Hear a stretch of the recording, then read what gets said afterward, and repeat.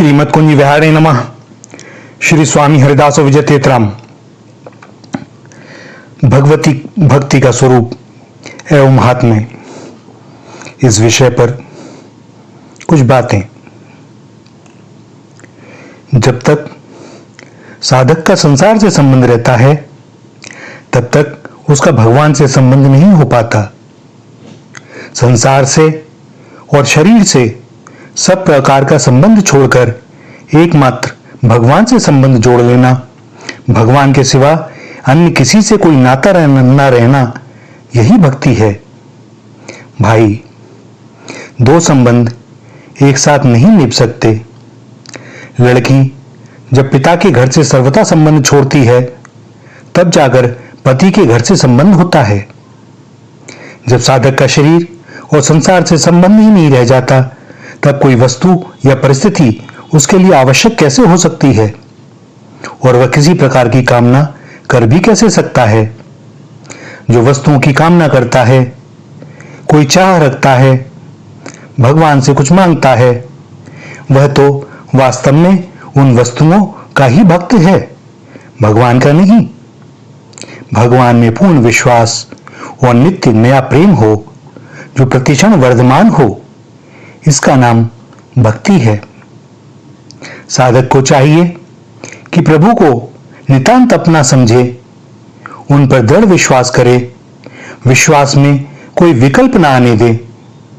शरीर, मन, इंद्रियां और बुद्धि को तथा अपने आप को पूर्णतया भगवान के समर्पण करके सब प्रकार से उन पर निर्भर हो जाए, उन पर पूरा भरोसा करे। भगवान पर पूरा भरोसा होने पर ही समर्पण होता है। समर्पण करने के बाद जो यह देखना है कि कहीं कुछ नयापन आया कि नहीं, भक्ति बढ़ी कि नहीं, यही भरोसे में कमी है। आश्चर्य की बात यह है कि हम संसार पर जितना भरोसा करते हैं उतना भगवान पर नहीं करते। जैसे किसी को कहीं जाना हो तो वह जाने से पहले ट्रेन में अपना रिजर्वेशन करा लेता है, अपनी बर्थ रिजर्व कर लेता है, कई गाड़ियों को देखता है, कौन सी आरामदायक होगी, किस में टिकट मिल पा रही है, किस क्लास में जाना है, जिससे वह आज ही सुरक्षित हो जाए ताकि कल को कोई असुविधा ना हो। और जब हम यह करते हैं तो हमें यह पक्का भरोसा रहता है कि ट्रेन में हमारी बर्थ सुरक्षित है। ठीक समय पर जिस दिन हम ट्रेन में चढ़ेंगे हमें अपनी बर्थ मिल जाएगी और हम आराम से अपनी यात्रा कर सकेंगे। हो सकता है उसमें अनेकों कोई विघ्न भी आ सकते हैं। विघ्न आना कोई असंभव बात नहीं, कुछ भी हो सकता है। संभव है सहयात्री अच्छा ना हो, वह बिना मतलब ही कोई झगड़ा कर ले, किंतु फिर भी हम भरोसा कर लेते हैं कि हमारी यात्रा आरामदेह और सुखद होगी क्योंकि हमने अपनी बर्थ को सुरक्षित कर लिया है। भैया, इस संसार पर जिसने भी भरोसा किया धोखा ही खाया है, किंतु भगवान पर जिसने भरोसा किया है उसको कभी धोखा मिला नहीं। यह मानते हुए भी, जानते हुए भी हम भगवान पर निर्भर नहीं होते। इससे बढ़कर दुख और आश्चर्य की बात क्या हो सकती है। हम स्वयं अलग रहकर अपने मन, बुद्धि और इंद्रियों को भगवान में लगाना चाहते हैं और यहां से ही भूल होती है। प्रेम का संबंध साधक से है, न कि हमारे मन, इंद्रिय और बुद्धि से। प्रेम मार्ग में चलने वाला पहले तो अपने को अपने प्रीतम के प्रेम की लालसा और बाद में प्रेम को समझता है। प्रेमी प्रेम में विलीन हो जाता है, अलग रहता ही नहीं। प्रेम और प्रेमी में भिन्नता होती ही नहीं। अतः प्रेम मार्ग के पथिक के जीवन में भगवान का प्रेम, भरोसा और कृपा सदा सजीव बने रहते हैं। भाव में शिथिलता नहीं होती।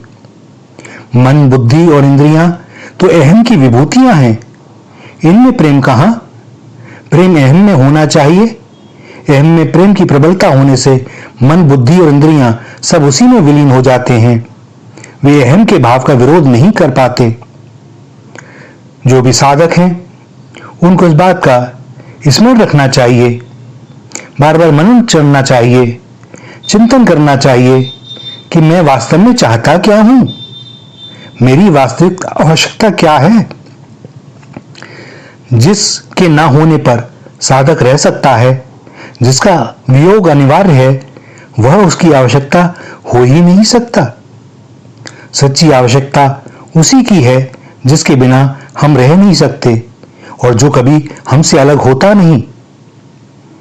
मनन चिंतन करने पर यदि ज्ञात हो कि ऐसा तो एकमात्र मैं स्वयं ही हूं, तो हमें यह विचार करना चाहिए, क्या कभी मैंने अपने में रमण किया है या मैं संसार में ही रमण करता रहता हूं। और तब हमें ज्ञात होगा कि हम संसार में ही रमण करते रहे हैं। और फिर विचार करने पर हम जान पाएंगे कि जो अनंत नित्य सौंदर्य और अनंत नित्य रस के भंडार हैं, उन्हीं की वास्तविक आवश्यकता है। वही हमारे नित्य साथी हैं, एकमात्र परमेश्वर हैं, एकमात्र अपने हैं।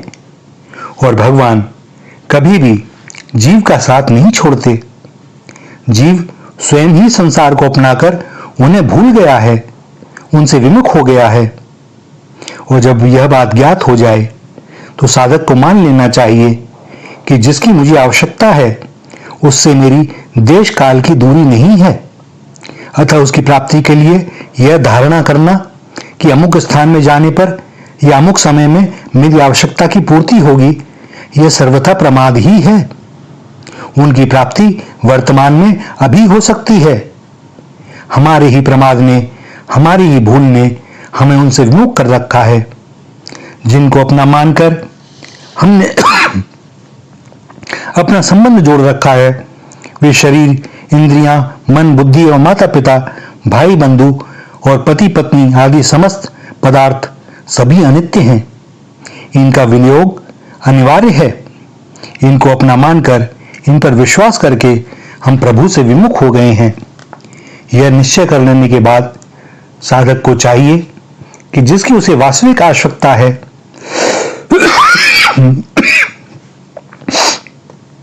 उन परम प्रीतम प्रभु को ही अपना माने, उन्हीं पर विश्वास करे, उन्हीं से प्रेम करे, उनके सम्मुख हो जाए, एकमात्र उनसे ही अनन्य संबंध रखे और निरंतर उन्हीं का स्मरण करे।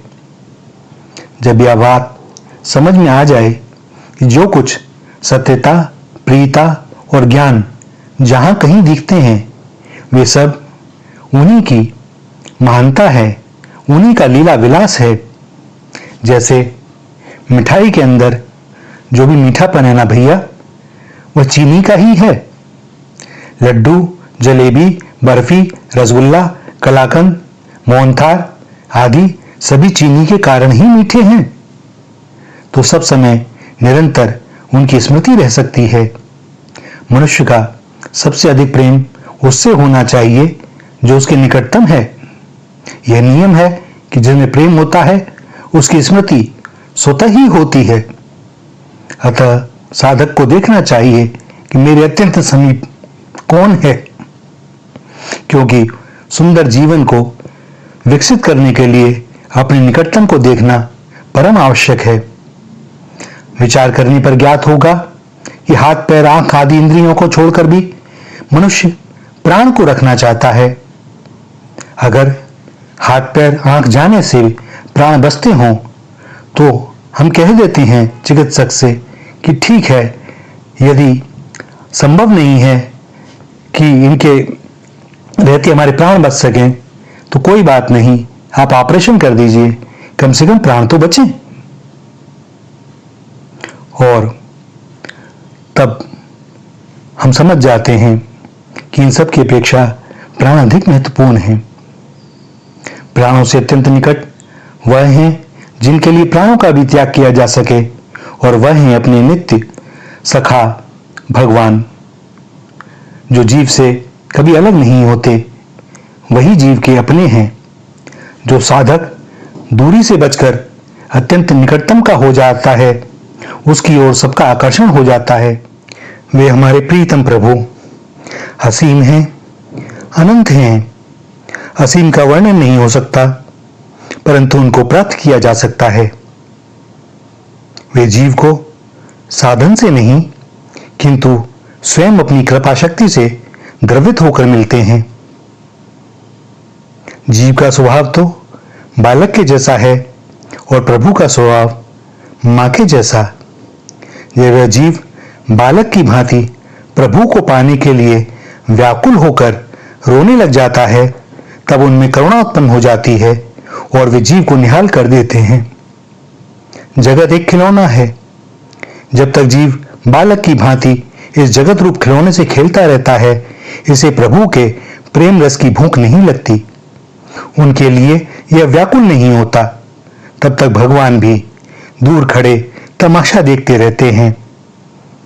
सामने होने पर भी जीव से मिलते नहीं, पर जब साधक को बालक की भांति भूख लग जाती है, अर्थात जैसे भूख लगने पर बालक मां का दूध पीने के लिए व्याकुल हो जाता है, खिलौना का मोह छोड़कर उन सबको फेंक कर मां को पुकारने लग जाता है, वैसे ही जब प्रभु के प्रेम रस की भूख लग जाती है और जगत रूप खिलौने से विरक्त होकर साधक प्रभु के प्रेम रस के लिए व्याकुल होकर उनको पुकारने लगता है, तब प्रभु भी करुणा भाव से व्याकुल होते हैं और फिर वे विलंब नहीं कर सकते। वे तत्काल ही प्रेमी साधक को अपने प्रेम का रस प्रदान करते हैं। तो भैया, प्रेम इस जगत से नहीं, नश्वर से प्रेम करके क्या होगा? अनश्वर से ही प्रेम करें। श्री राधा, श्री राधा, श्री राधा।